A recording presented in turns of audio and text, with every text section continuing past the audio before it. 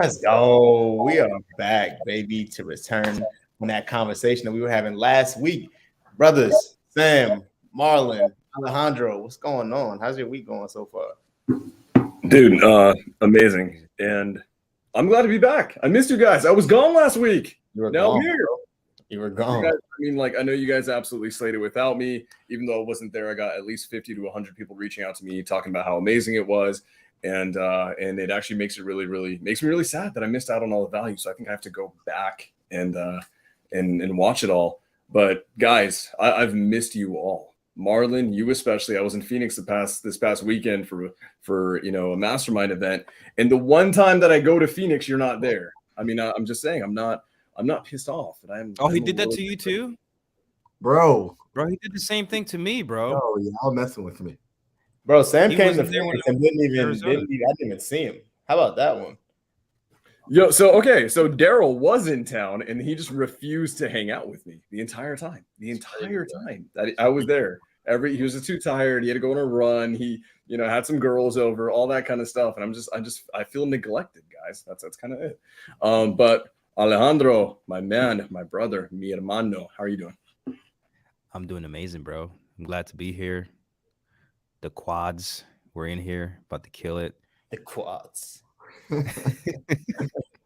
Yo, it's about to be exciting, man. And like every time I listen to Alejandro through that microphone, I'm just like, yo, what are we doing? Like, why are we not all sounding like the late night DJ? Well, yeah, you know what? I think Never split the eventually he difference, might just, Alejandro needs to give us that affiliate plug for that mic so we can all upgrade our stuff and have half a decent enough, setup. Alejandro's got the formal podcast, amazing, beautiful setup that probably costs $75,000. I've just got a pink light behind me. Daryl's got his little sound panels. Marlon's in church, so we're doing what we do. But guys, okay, since I missed last week, so this whole series, right? We're part two, guys. We're part two today on how to make $10,000 in basically your first 30 days of doing real estate investing. Guys, give us a recap of what happened last week while I was gone. Yeah, for sure. So last week we sat down and we really dove into if we were starting brand new in real estate, had no money, did not know up from down, left from right. Are we in a good market, bad market? I don't know what to do, Sam. How do I make my first 10K? And ultimately, the same dividing thread, the same golden thread is we recognize I would go work inside of somebody else's existing organization. I would go and find a producer. I'd go and find somebody that's already making money at this business who already has a pre-established conveyor belt. And I would go and plot my butt in someone else's seat and really make it work from that standpoint, from being able to learn not just acquisitions or dispositions, but being able to see how the entire business runs. And then later recognizing I'll be able to reproduce that at some point in time. But remember, during the time that you're working in someone else's organization, your business does not exist. Your business is on the back burner. You are there to serve inside someone else's organization and learn, right? There's got to be an equal value exchange. Do that and you will end up attracting in the future the sort of employee that you were. So, okay, I like that for a few reasons, right? One is time. I'm giving ourselves a 30-day time window. You guys know me. You're all my bros. You guys know that I like aggressive timelines, and 30 days is an aggressive timeline.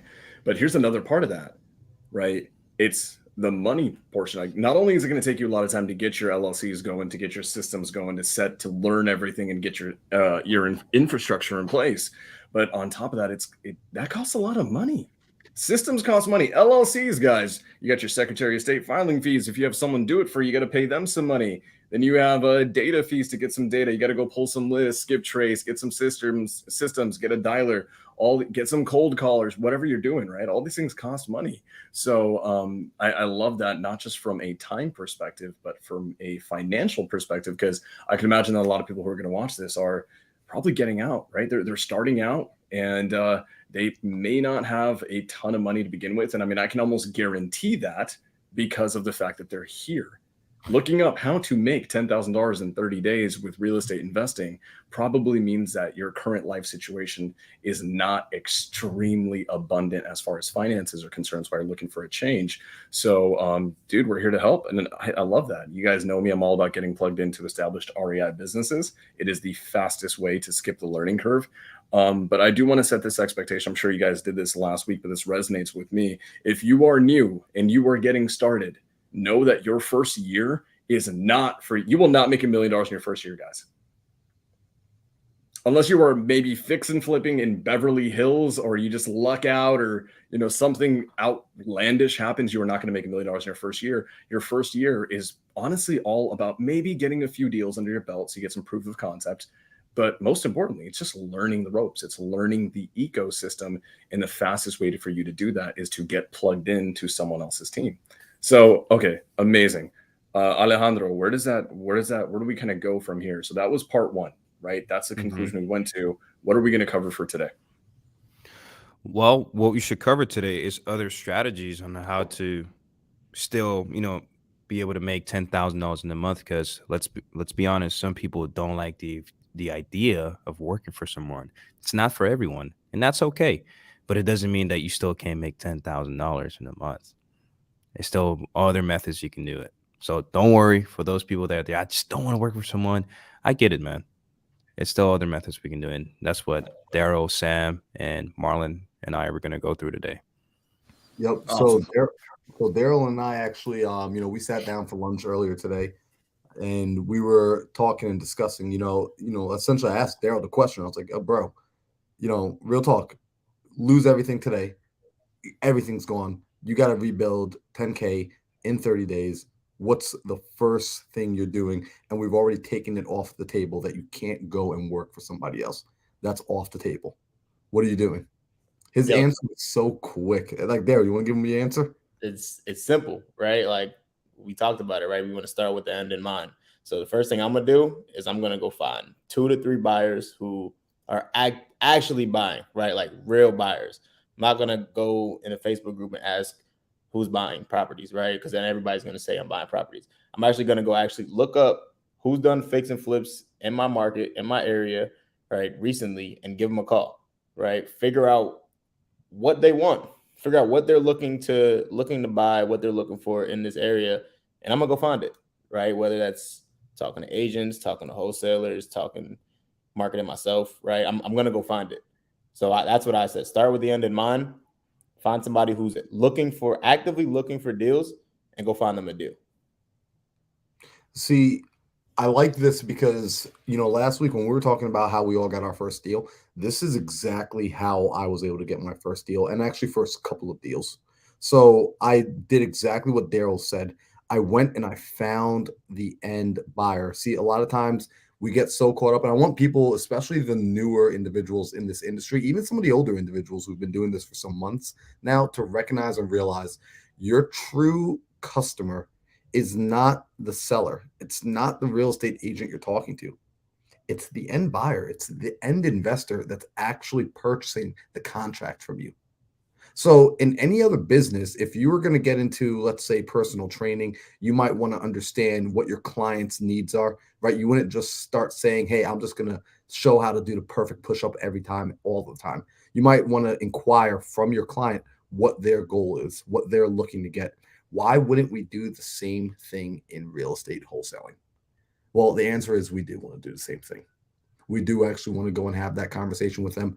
And I was fortunate enough to learn from my buyers exactly what they were looking for, down to the zip code, down to the price point, down to how they actually ran their numbers on renovation. So it gave me all the tools and resources I needed so that when I was having those conversations, I can now actually guide and direct them versus talking in circles, because that's what I see a lot of individuals do when they pick up the phone and they're not actually sure what they're going to do after they get a contract. It's kind of like the dog. It doesn't know what it's going to do if it ever actually catches the car, right? We want to figure that out first.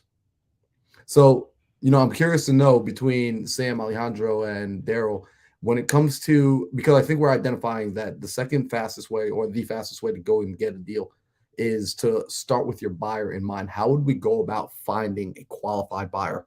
Because like Daryl said something when you go into the Facebook group, and if you type in, who's a buyer, you're going to get a lot of responses. And not all of those people are buyers. So how do we actually identify a good buyer? Yeah, I mean, I can start on that one. The reality is, out of the 100 people that respond to that Facebook post, 99% of them are probably going to be wholesalers who just want to daisy chain your deal and they want to just sell your deal off to the next person. So, guys, Facebook is where deals basically. Oh, we just lost Daryl. I'm so sad now. He just wanted to go post in Facebook, I guess. So, guys, Facebook is where deals go to get daisy chained. It's not where deals go to get sold. And there's actually several ways to go find buyers, right? Now we have the typical, you can go pull a typical cash buyers list, but I don't really want to, I would like our sessions, or at least I'm going to make this session more about how to find those buyers without using tons of systems and processes that may cost money. It's like, yes, can you go pull a list of cash buyers and skip trace it and find them? 1,000% you can. But if you are super ultra tight on a budget and using real estate systems makes your head freaking hurt, one of the easiest ways and the simplest ways, it's one of the most overlooked things. This is something I talked about with someone this past weekend.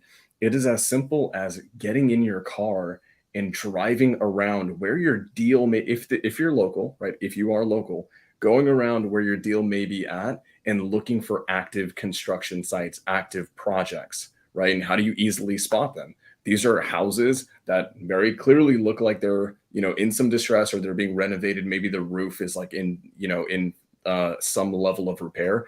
And the easiest tell is very often there's a giant dumpster out front, right? It is a giant trailer dumpster out front.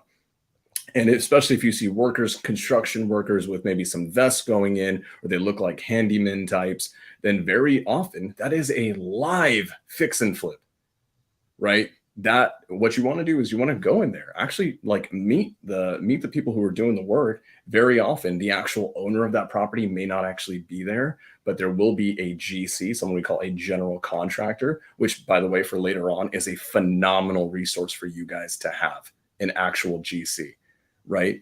And talk to that GC, talk to the person in charge. Hey, who owns this property? Is it you? If it's not, do you mind connecting me with the owner? I actually may have a deal for him right down the road.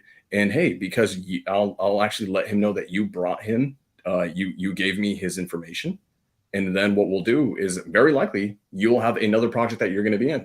So it'll incentivize that GC to kind of fork over that information because he actually may get another project out of it.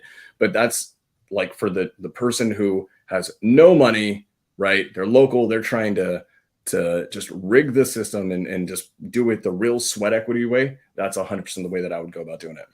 So you're saying it's that simple, bro? Like I can literally go around the corner and find. Dude, it is absolutely that freaking simple. Like, guys, there's this massive problem in real estate investing and entrepreneurship in general, and that is that people overcomplicate what it takes to get this job done.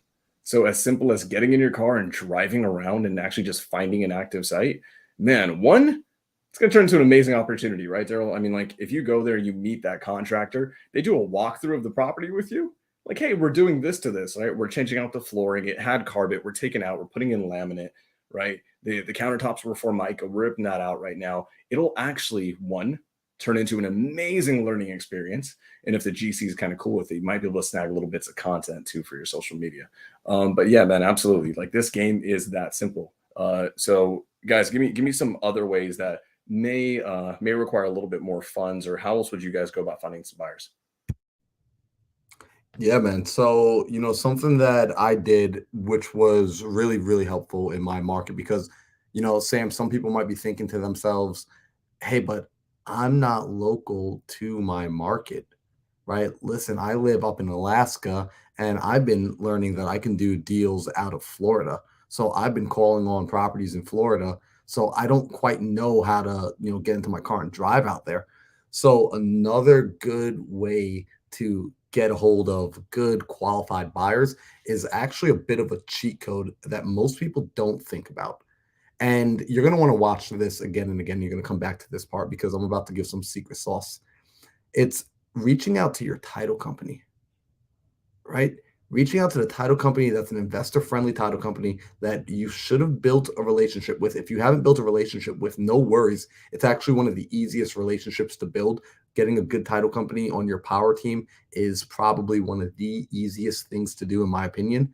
And you reach out to your title company and you let them know. First off, you make sure if you're brand new and you're having the conversation with them for the very first time, you're just going to ask them, hey, are you investor friendly? Do you do wholesale and assignment of contract? Are you okay with double closing? Find out if they're actually okay with these sort of things. They might respond by saying, absolutely not. That stuff is terrible. You move on. Don't even try to have a conversation with them. Don't try to convince them. You simply move on. Once you hear that they are investor friendly, they're going to probably say something like, oh my gosh, we work with investors all the time. We can do assignments. We could do double closing. We could do seller financing, all that good stuff. Great. Listen, I'm getting ready to turn on my marketing in the local area. And you see, I live in a different market. And in my market, I was able to get connected to strong vetted buyers through talking with my local title company because they know who's actually closing on deals and who sometimes just hold contracts up in escrow, which become a nightmare for the seller. They become a nightmare for the wholesaler. They become a nightmare for the title company. It's a headache. So my title company in my last market actually put together a list for me of just about 5 of the favorite investors that they like to work with, who they see perform really well, and they connected us. Now, I'm not sure if you're okay with giving out their contact information. Maybe you are, maybe you aren't. However, is there a way for you to connect me or vice versa, you to connect them with me so that I can now know who the real performers are and I can begin to put my marketing towards their project, their next project? Oh my gosh, that works so well. My title company, not only, Sam, did they give me a full list of about 15 of their favorite buyers, she actually coded it in rating and ranking. She gave it to me on a 1 to 5 star ranking, along with their LLC names, along with their cell phone numbers. So Dude, I'll that's be, I'll be the first to say, not every title company will do this. I've had title companies tell me that they cannot and will not give me the contact info. And I've had other title companies say absolutely yes, because I want everyone to remember this. Your title company, some people might be thinking, what's their incentive? Well, they don't get paid unless the deal gets closed. So they only want to work with performers. Remember that. 100%. I think the biggest difference there is when you look at title companies, right? Title companies, guys, they get to see the nitty gritty, right? They see the settlement statements, they see the funding, they know who plays loose and messy games with wires coming in on time and smooth waves, right? The reality is the best buyers, they don't miss their wire transfers. They come in on time. They don't have problems getting their LLC docs in on time to get title reports pulled. Like title companies and escrow officers get to see all of that. And the number one thing that I like about this kind of goes back to my GC take early, and I love that Marlon kind of tied this in, is that you will get auxiliary or secondary, tertiary benefits of building these relationships with title companies, right? Like title companies are also a phenomenal place to go for free lists. Title companies get some of the best data there is because they go direct to the source and it can be a free lead gen source for you. Look at that. Daryl got so excited. He went to a title company right now. He's actually knocking on the door. He wants some free lists. He wants some buyers. So guys, when we talk about implementation of what we teach you, this is what I mean. The fact that Daryl just left is exactly what we're going for. Alejandro, is there any other method that you wanted to address? I've got one more that's a little bit sneaky. But I want to see what you got. Yes, I do actually. I finding buyers are so fun to me, bro. And there's actually so many different methods that you can do it for free. Is it okay if I share my screen a little bit? Because I know they have some monkey see, monkey do's in here, just like myself. You probably don't want to see it. I would Is love that cool with you? I would absolutely Okay. love that. Okay, let me see. Share screen. Okay, let me see.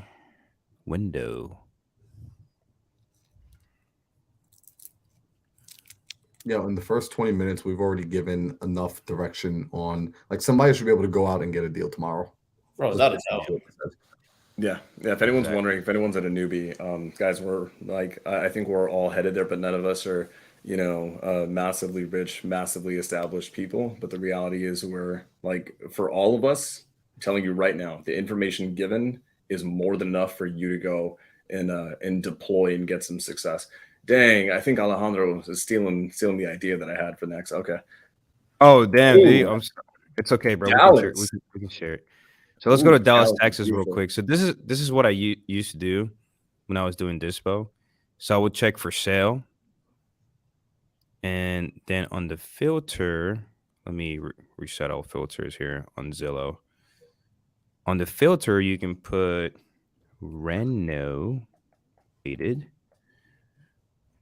Cool stuff. Renovated is going to be what means that it's going to be a fix and flipper, ideally, right? So when you see these properties for sale, obviously you know this can be a fix and flipper. So what you do is you contact the realtor that's presenting the buyer.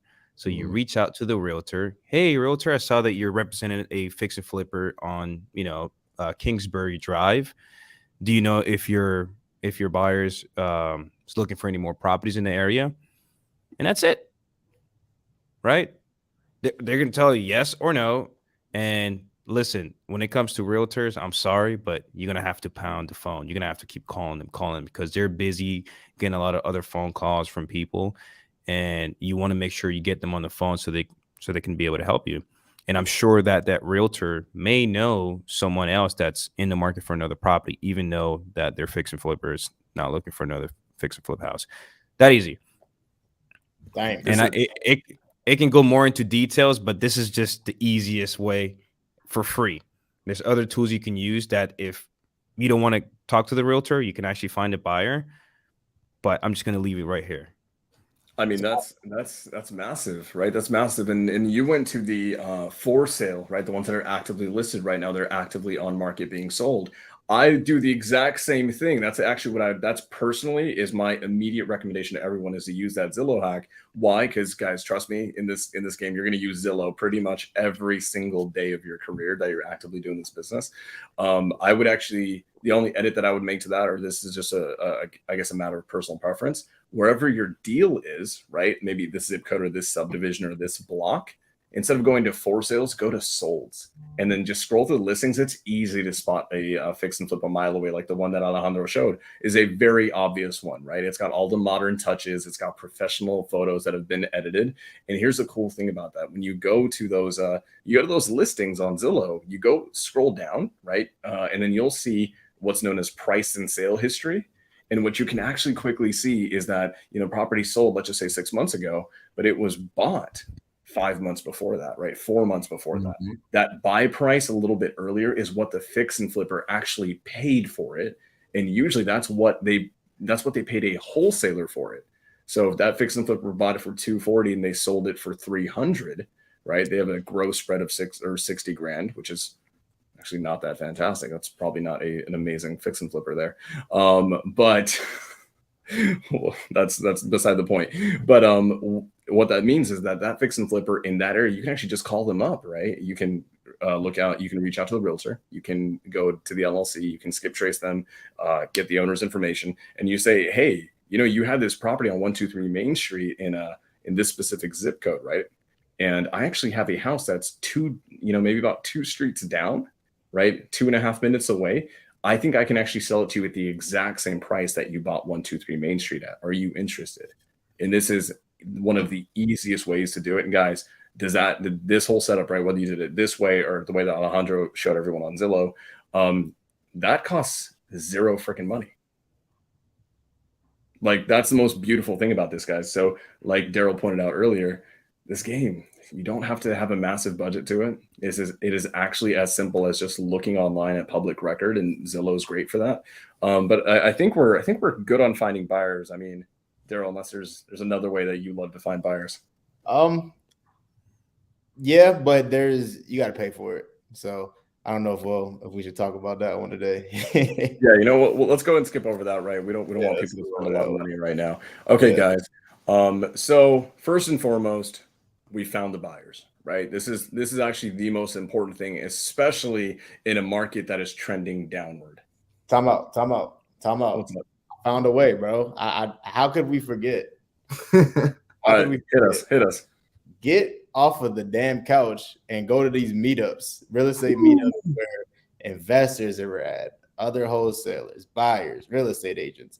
Connect with that's a great, like, if you want to use Facebook, use it for that. Figure out where these meetups are at, figure out where these RIAs are at, where people are meeting up, doing the things that you want to do, because that's where you're going to find your buyers. Marlon, if I'm not mistaken, didn't you find that's where I found my very first buyer, and that buyer has been the reason like I got into the market I'm in. That buyer, like that first meetup, that was the very first meetup I went to, and I mean it gave me every resource from a buyer to list to other wholesalers to buy deals from to private capital. So yeah, if you're not going to in-person RIAs, if you're not finding your local RIA, if you're telling me you don't have a local RIA, start a local RIA. You need to be at the local RIA. If you're brand spanking new and you're like, I've never even done real estate before, but we don't even have a local RIA, start it.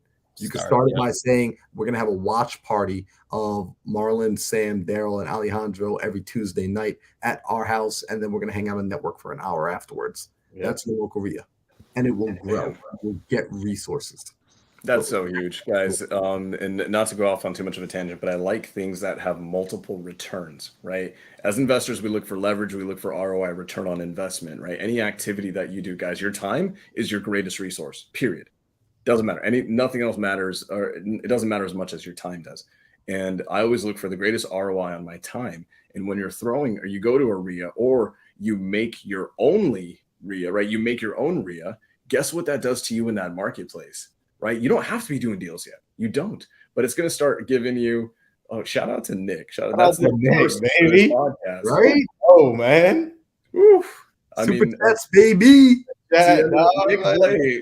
Guys, that's the first for this podcast, isn't it? Yes, sir. Whoa, wait. Sam, you missed last week when it turned into a fight for I was getting cashed out by Ayaza and Randy Concepcion. Like they were just like going at it because we were dropping so much value that they just started. I don't even know how they got my Cash App, bro. I didn't even know I had Cash App. So I started getting text messages that I was getting Cash App. That's what I saw that on your Instagram. And now, okay, so while I was away doing an episode of The Origin Story, you guys were actually making money on the podcast. Okay, for sure. I'm just a little hurt. That's all I'm saying. But anyway, shout out to Nick Blay. Nick, it's good to see you here, bro. But guys, back to the return on investment on your time. Right, you don't have to be doing tons of deals yet. You can still be brand spanking new, but if you can establish yourself as someone in your community who is consistent and who shows up, and you are documenting all of this for social media, right? And you're documenting this journey of you getting investing and you starting. One, not only in 5 years are you going to look back at all that and be like, man, it's amazing to see how I got started. Like actually see it in visual format. What you're doing is you're establishing a presence in your market as an authority, as a go-to. So for all the people that go to your RIA, right, who may be newer than you, if they start going and doing deals maybe 6 months from now, they're going to think about when they need help, who is a trusted source for me that is consistent, that shows up, and that gives a damn about this community and a damn about new investors like me. So guys, throwing your own investor meetups is one of the greatest things that you guys can do. And I mean, can I give like a shameless plug here real quick? Because we're talking about this. Bro, please. So next, this upcoming weekend, we actually have Pace Morby, Jamil Damji flying into Fresno, California to speak at an event. We're actually hosting a meetup right after an after party. So guys, and this is what it's all about, right? What are we going to do? I'm in Fresno, California, right in the middle of California. We're going to get all the people from the surrounding regions to come in, and they're there to see Pace, or they're there to see Jamil, right? But they're going to do deals together. They're going to feel tangibly, right? They're going to feel like they're part of a community. I'm on an island. I feel like I'm away from, the campfire that is Phoenix, Arizona. And every time I go back, it is just a different freaking feeling to just feel that presence. But okay, guys. So we've got Zillow, we've got title companies, we've got driving around in your car and just finding an ongoing site, and we've got going to local meetups. I think we're good on finding a buyer, right? Yep.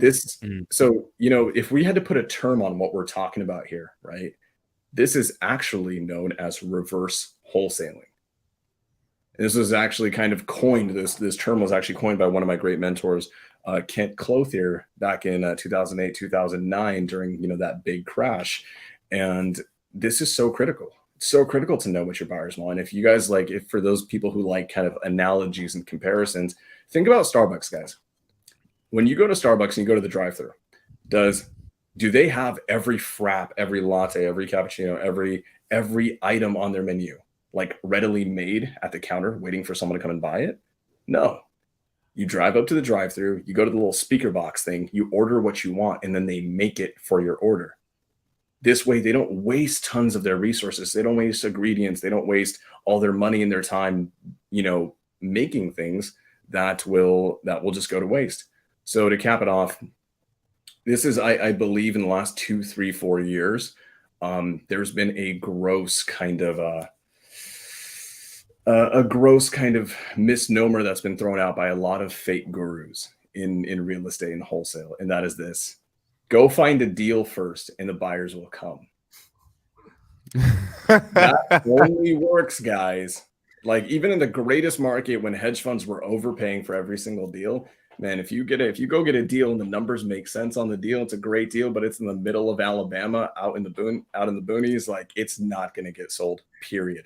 So that is a complete lie. Don't do it that way. Telling all 4 of us will tell you, first and foremost, when you do this game, put your buyers first, figure out what their order is. Let's go supply that order. Okay, Marlon, we've got our buyers, right? We're taking them out to lunch. We're taking them out to dinner, right? We have a relationship with them. We know what they want. What's our next steps? Love it. So now that you've gotten the buyer, the most critical aspect and where you're actually getting paid, let's figure out what they want. So made to order, which means we want to have a conversation about what is their buy box, what's their buying criteria, asking them very simple questions, not annoying them, but just really getting to understand, what is it that you will buy? What is it that you won't buy? What area do you want to be in? I'm going to go find that deal for you. Right? That's the question I want you to think about. You want to ask them, where are you buying? What zip codes, right? Are there particular zip codes? Where will you absolutely not touch? Where would it be a waste of time no matter what I bring you to bring? And then what are you not touching at all? Are you not touching fire damage? Are you not touching flood damage? Are you not touching anything that needs to be lifted? Right? Figuring out from them, what won't you touch? Because once you now have their buy criteria, I think the easiest way, Sam, and this is what I would advise for people, the easiest way, if we're talking about spending absolutely no money, would be then to go ahead and get their buying criteria and then begin reaching out to other wholesalers, right? Actually talking to other wholesalers who already have discounted properties under contract, who went out and got a contract first, but have no clue how to bring a buyer to the table. They have no idea how to find a buyer, because we always talk about wanting to have conversations with motivated sellers, right? We hear that all the time. Go have many quality conversations with motivated sellers. Well, quick question for everybody. Who's more motivated than a wholesaler who spent the last 4 months following up with somebody who got themselves into a 21-day contract and they're sitting on day 14? I don't know any more motivated sellers. And their due diligence period's running out, and their EMD is about to get forfeited 100%. I mean, yeah. I don't think there's anyone out there. And guys, these wholesalers are scrambling. And if you're one, I think we always want to encourage people to operate in the most ethical way possible, especially when they're dealing with sellers, right? Don't go lock up deals hoping that it's going to be a deal. Especially right now in a down economy, in a down market where people are already hurting. Let's not do that to sellers. Let's only lock up deals that we know for sure are going to be deals. And let's not wait till the last minute to try to throw it off to somebody else. But to Marlon's point, 1,000%. There are wholesalers who have the cold callers. They're doing texting. They're doing PPC. They're doing Facebook ads. They're driving around in their Prius, and just kind of driving for dollars. So, Alejandro, where can people find wholesalers who are doing deals? Man, I mean, the first thing, hold on, I think I'm echoing somewhere. I would say you can go to Facebook groups. That's very easy. You can go real estate in your local market, Facebook groups, and then just look at wholesalers that are posting. You can literally stay there and just click refresh, and there's going to be a deal popping up in and out. And then once you see a deal that meets the criteria of the buyer that you built a relationship with, you message that wholesaler and be upfront and be like, hey, I'm the buyer. Can you send me the details? No, tell them, hey, would you be okay? This is what I do personally. I'm like, hey, would you be okay to JV with this deal? Because I have a buyer just give me about 24 hours, and I can have a response for you. I have a buyer that could potentially buy this deal. Would you be okay doing a JV with me? Don't be that wholesaler that's going to be like, hey, I'm the buyer, and then you're going to go sell it to another buyer or even market that deal. Don't do that. That's just going to make you like look bad. And real estate is a very small niche. Like it may be big, but once you do something really bad and a lot of people notice what you're doing, you're going to be kicked out the environment. So be careful. Facebook groups. All right, we got Facebook groups from Alejandro, and I 1,000% have to echo that. Right, the ease of going to a wholesaler and finding a deal for them to to dispo is it's the quickest route in my opinion in this game. Right, this is also known as we have reverse wholesaling, but in the realm of reverse wholesaling, this is actually a niche of that, and this is what we call co-wholesaling or dispo wholesaling. Right, we go out into the world, we find a contract that's already locked up, and we just come in and we do the second half. Right. And that is just finding a buyer, connecting a buyer. To put into perspective, guys, literally today, shout out to Cody Rose. Cody Rose, he's in Florida, young guy. He's got a massive, successful future ahead of him in this industry. Cody's been working on this deal. He's been working on this amazing deal in Tampa, Florida. And he just needed a little bit of help with getting it across the finish line. He's put in so much work on the front end, talking to the seller, talking to the realtor involved, negotiating through and through and through and through. He's a little bit tired. Now he's got a contract. Well, he actually didn't even have the contract. He said, Sam, do you want to buy this deal? I looked at the deal and I said, hey, it's not for me, but I think I know a buyer who this would be perfect for. Absolutely perfect for. And I said, hey, give me a minute. Let me go send this to them. Literally right then and there, I sent a text to that potential buyer. And they said, hey, give me 15 minutes. Let me talk to my husband. 20 minutes later, they called me. They didn't text me. They called me. I want to buy it. When can you send over the assignment? Right then and there, we are locked in. So we said, hey, we've got a deal. We have a buyer at the end. So I said, hey, Cody, he didn't even have it under contract at the time, right? He's like, oh, you have a buyer at this price. And we looked at the numbers at that price. It's where the deal would actually get done and make sense for everybody. Then he ethically went back to the seller, got the signed contract. We are now opening up escrow, right? By the time we opened up escrow, we have a signed purchase agreement, a signed JV agreement between me and him, and a signed assignment agreement. That's how it's supposed to go.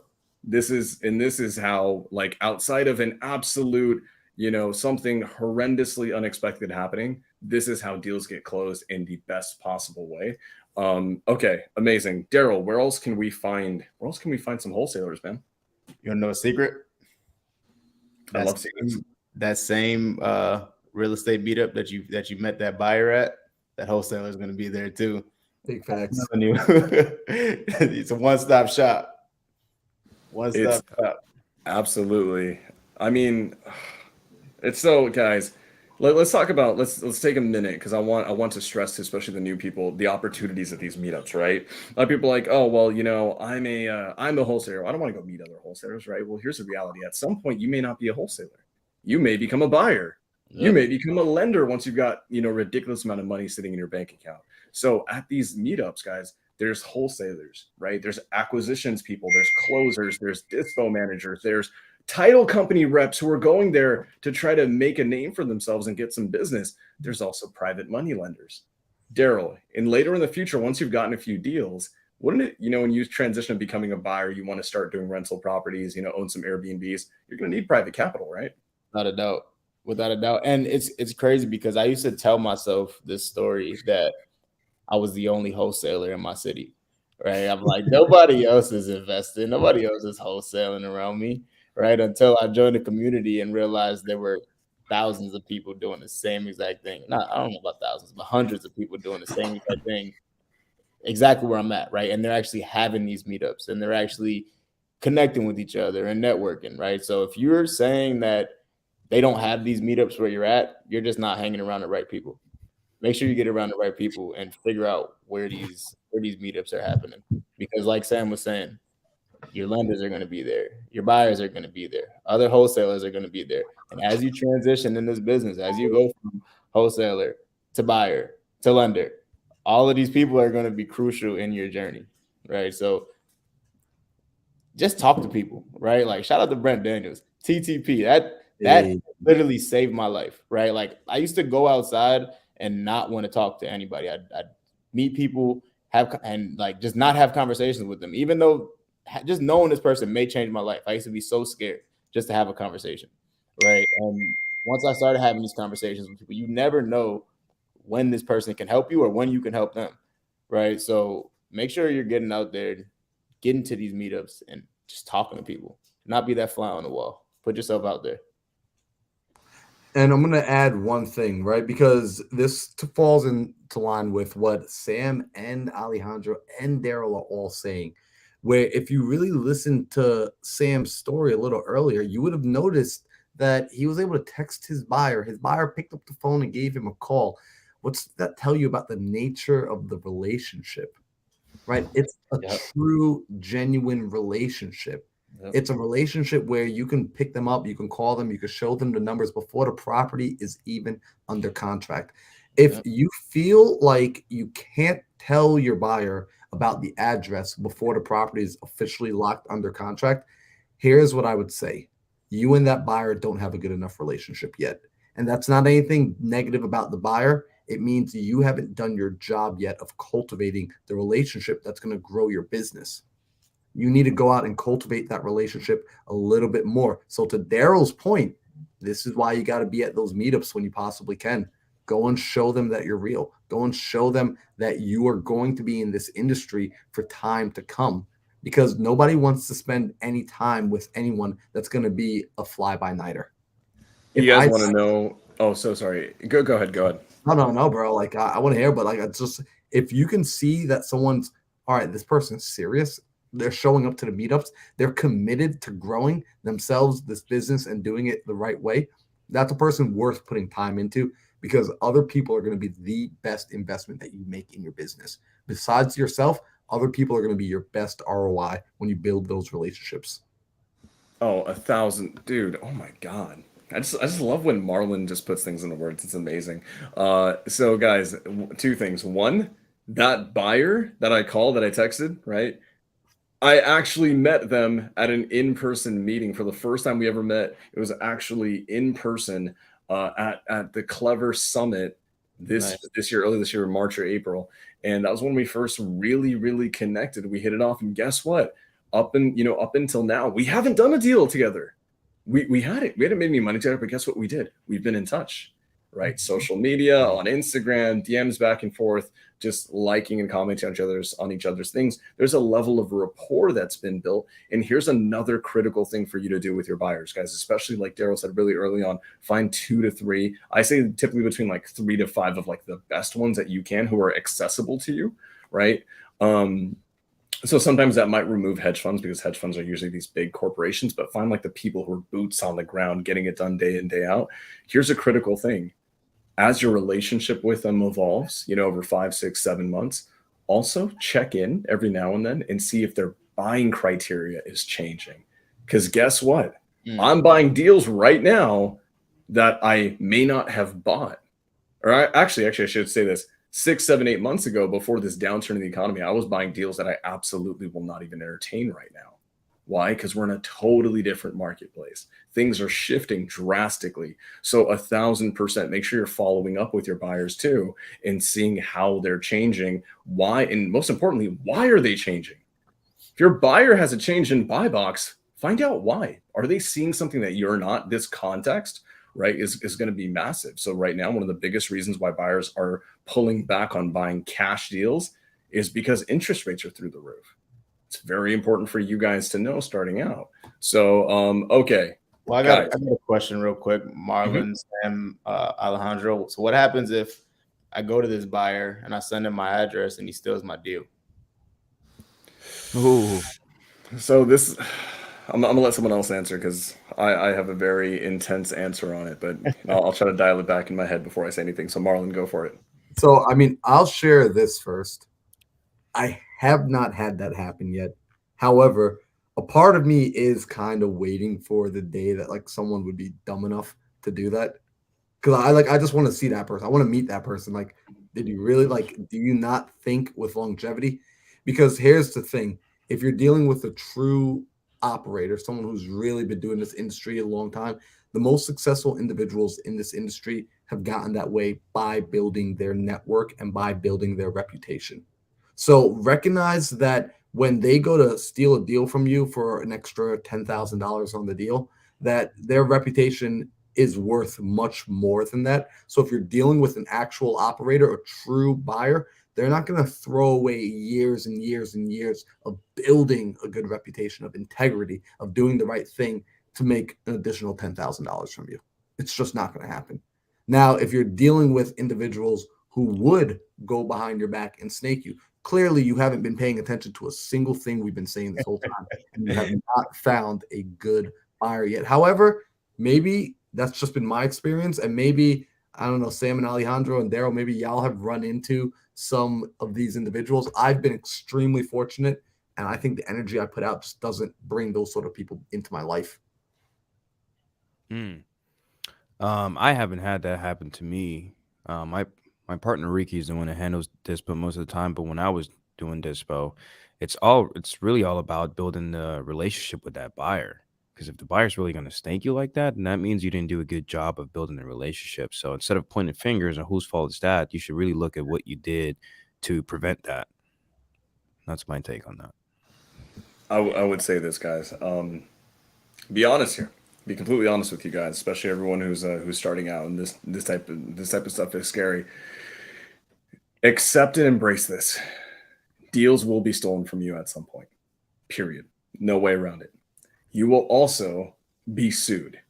If you make a career out of this business, you will be sued, probably tons of times. You will have tenants destroy your freaking properties. You will lose money. I just lost money on an ovation. The deal was good. Market changed. Things are completely out of our control. We lose money. We take it as a massive learning lesson. So here's the thing, guys. Just know this. No amount of relationship building will turn someone who has nefarious intentions in their heart into an amazing human being.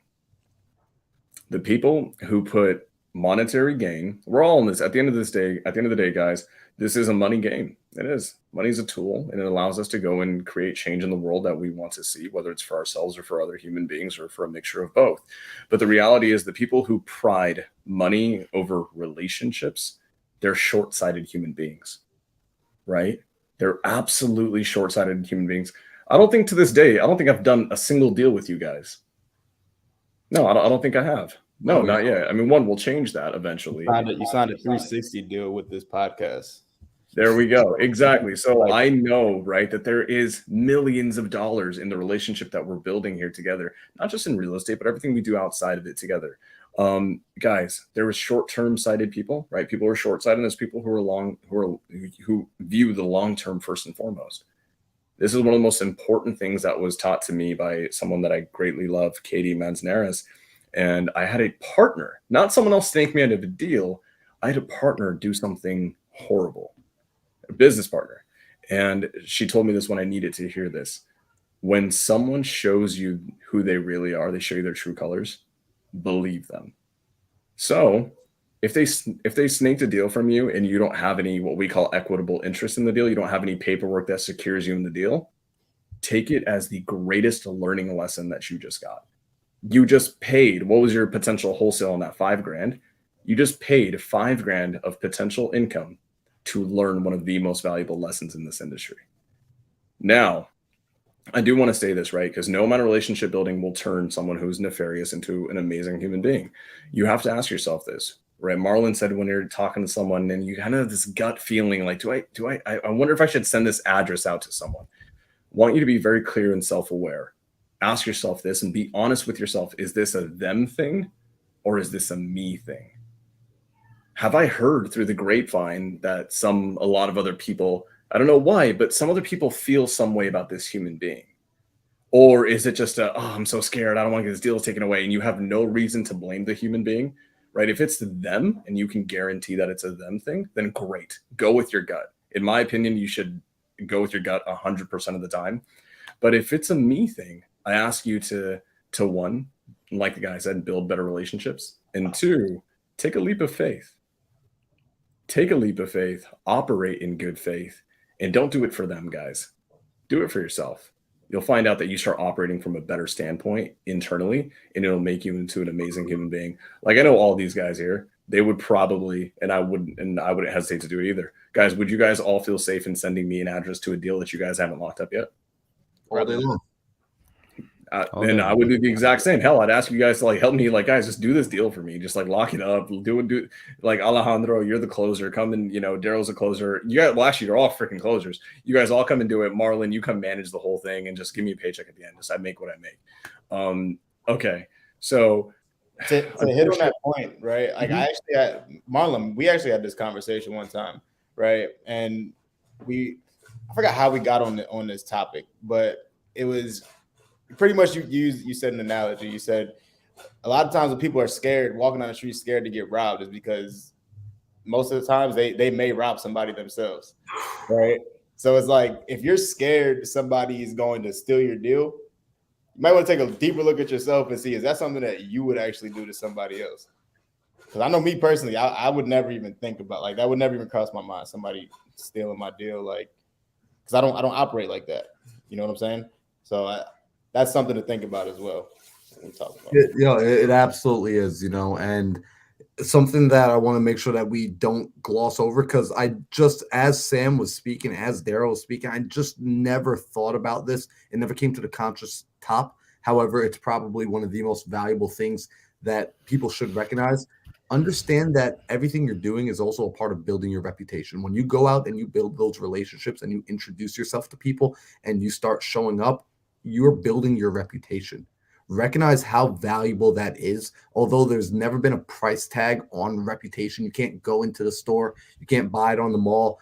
Bezos isn't selling it on Amazon. It is going to be one of the more valuable parts of your business wherever you go. It's going to be one of the most valuable parts of your brand wherever you go. So if you see that now, recognize, build your own. And secondly, if you have somebody that's a little bit, you're like, I'm a little uncertain of, remember, we're telling you to go find the top producers in your marketplace, the top buyers.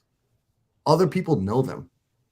So what you're able to do is, like, if I'm looking at, hey, I'm thinking about doing a deal with Alejandro, but I don't really know anything about this Alejandro guy, but, I see he's in the DFW area. I'm going to pick up the phone and I'm going to reach out to some other people. Hey, have you ever seen Alejandro before? Do you know anything about his business, how he acts, how he operates? If he's a good operator, guess what? I'm going to get good, positive feedback from the marketplace, from the grapevine. So recognize that you'll get good feedback, even like I said earlier, combining it with calling up your title company and checking. Just be like, hey, I'm thinking about doing a deal with such and such. Have you ever worked with them in the past? Oh my gosh, yeah, he's a great guy. We never had an issue with him. He always comes, drops his EMD in 24 hours, right? So do your due diligence on people as well. Sam said it perfect. Check and see if it's a me thing or if it's a them thing. If you start to realize you have no reason to distrust them and it's your own apprehension, it's your own insecurities that are beginning to bubble up, you got to start stepping out on faith, and you got to do some of your own due diligence to curb that faith. And if you learn a lesson from it, beautiful. Now you know how to operate even better. I got like Hung trying to walk in the room, y'all. I got Hung in Wait, Hung Mai? Oh, yo, Hung. Hung Mai? Bro. The Airbnb king of Florida, Hung Mai? Bro, you've been requested. Airbnb king. Yo, they don't know? That guy, what's up, bro? Look at him. Bro, I mean, I feel like I was with you the last couple of nights or something, and now we're in two totally different states. I'm glad you're not disowned it yet. Dude, yeah. I mean, 50% disowned, right? So this is what happens, right? Hung was with me, guys, for this past weekend. Like, we're like tied at the hip, and then the second that I leave, he goes and just like attaches to Marlon. So I just know where we stand in our relationship. Okay. But Hung, we miss you guys. Everyone, if you're not following Hung Mai, especially on Instagram, one of the dopest human beings. And I mean, guys, I think I don't know about Alejandro, but Marlon, Daryl, and I spent quite a bit of time at Hung's Airbnb in Orlando, and oh my God, it's one of the best ones that I've ever seen. So if you guys want to find, the Airbnb, in my opinion, the Airbnb king, it's Hung Mai. So There it is, guys. At Yeah, Hung Mai You with a guys little V in the middle. appreciate it. Okay, go bring us a deal. Can you go bring me a deal, please? Like, can we just do a deal together? I got Thank you. you. I Thank got you, bro. Okay, guys. So as we're wrapping it up, this is what I want to talk about last minute, and then we'll kind of set expectations for next week as we continue this series. I think it's really important because we talked about, hey, like a deal is going to get stolen from you at some point. This is the unfortunate truth. But let's talk about how we can protect ourselves from that happening without just working on good faith. And this is what we call a joint venture agreement or a JV agreement, right? And guys, I firmly believe that in life we have to operate in good faith and we have to trust people. So with any of these guys on screen, including Hung, like I send Hung like 13 addresses a day and be like, bro, like, can you run this and let's just see what we can do with it together. That's why he gets back to me so slow. Yeah, exactly. You know what? Hung is just aggregating deals from all of us, and that's just the way it is. So here's that's there's a trust way to do this game. But while you're still building trust, you want to do this thing called trust but verify. We do that with a JV agreement. They can very often be 1 to 2 pages. Trust me, you guys are already overthinking what this looks like. It is on paper, in fact, sometimes the simplest agreement that you will have. And a JV agreement basically just says this. Or actually, before I talk, Alejandro, what does a JV agreement typically look like? Because I feel like I've been talking a lot. All good, man. This is all great information for everyone. But joint venture agreement, also known as JV, that's where it states the terms of what you and the JV agreed on. So you share the address.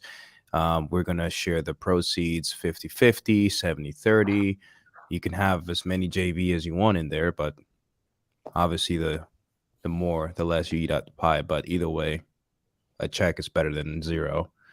But that's where you put the terms, and yeah, you send that out to the escrow company, and the escrow company is actually going to wire your funds directly, so you don't have to rely on anyone sending you your paycheck. That's what I love about JV agreements. So there you go, guys. That is so critical. I have to say this. When you start operating with people who have an extremely high degree of trust, it's a little bit of a different story. You can take some more leniencies, right? Because there's a massive relationship. But until you're there, right? Until you're as close as I am with all the guys on the screen right here, I would highly, highly, highly recommend that you do a JV agreement. What you can do is simply you can go ahead and very quickly, easily Google, right? Like real estate wholesale joint venture agreement. You'll see a bunch of templates. They're all essentially the same thing. You're going to make it deal specific. And here's the most important thing that he said. It has to be held at title. If it's not held with a title company, right, or an attorney, right, if you're an attorney state, then basically does very little. It is how you secure that the funds are going to be sent directly to you from a third party that is actually being regulated. Guys, unfortunately, wholesalers aren't being regulated. I'm a massive advocate for that happening. It's not happening quite yet. But when you go and house that at title, once the deal's closed, there's a $10,000 assignment. Let's just say me and Marlon split it 50-50. The 10K is not going to go to Marlon, and then I have to trust him to Cash App me or Venmo me $5,000, right? The title company will actually do the 5 and 5 split directly. Baby. Daryl, bro, because we have to wrap up right here. What are we going to cover next week? Next week. Oh my gosh. I think are we going to continue how to get $10,000 in 30 days? Heck yeah. There's so many different ways, right? Like that's the hard part, right? That's the fun part is figuring out which way you want to be successful in real estate. Right. So we have 4 avenues to go down next week. Yeah, so I mean, we covered getting inside of someone's acquisitions business. We covered starting with your buyer. So I think now next weekend we start to tap into a little bit about the wholesaler, going and picking up the contracts from the wholesaler. So I think next week now we can start to actually look at what's the easiest form to acquire leads, to acquire actual properties. Now that you've, this next week, hopefully everyone watching this, you should be spending the next week going and getting at least 3 to 5 strong, credible buyers, building a relationship with them, asking them what they're looking for, and then going through Facebook groups in your local marketplace to find them deals. And then next week when we come back in here, we'll show you how to now get off of Facebook, still leveraging a free source and doing some realtor outreach, working with other professionals. So building out I call it your power team, building out your power team of the people you need to have in order to make this business work for very little to no money at all. Guys, this is what I'll do. Love it. I have one request because these guys are dropping insane value. We even got a guest appearance from freaking Hung Mai, which is really amazing because guys, he lives in Florida. He's in Arizona right now. He flew across the country just to make an appearance on our podcast. Thank you so much. So go ahead and follow Hung Mai on Instagram at Hung V Mai. One thing that I have is this: for anyone who's new and you actually don't know what a JV agreement looks like, here's what I'm gonna do for you guys. Go subscribe to all of our YouTubes. Send me a screenshot that you're subscribed to them. We'll double check it. And then I will actually go ahead and make a state-specific JV agreement for all of you guys. Damn. To you guys. So boom, if you guys want your first freebie, there you go. Guys, you guys are amazing. Daryl has to run because he actually has to go close a big deal right now.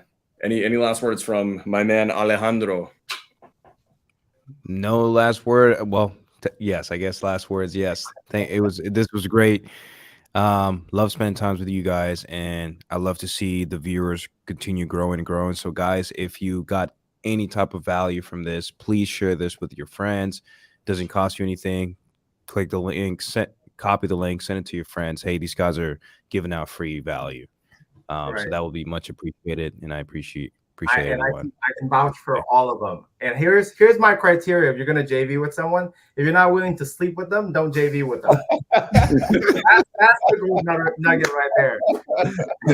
And goodbye, everyone. I gotta catch a flight, but I'll see you guys later. All right, there you guys go. We will see you next week. Peace, everybody.